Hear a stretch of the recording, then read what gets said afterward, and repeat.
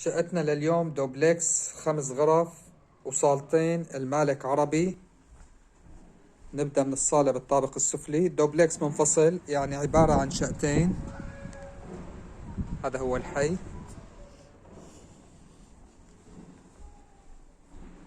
الطابق الرابع فيه 3 غرف وصالة. هاي أول غرفة. هون تواليت. هاي الغرفة الثانية.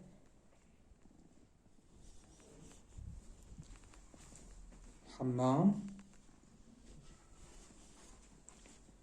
وهي الغرفة الرئيسية، مساحة واسعة جدا. هذا المطبخ عنا أخيرا، في بلكونة.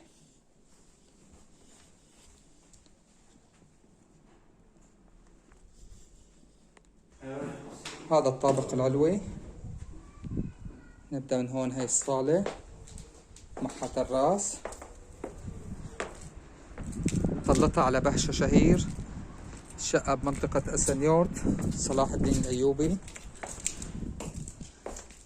العدادات منفصلة، الطابق السفلي عن الطابق العلوي. هون عندنا مطبخ صغير.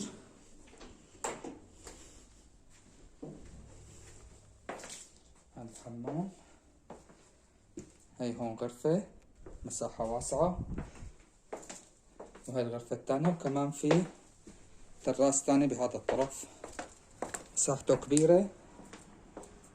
طلته على مدينة بهشة شهير.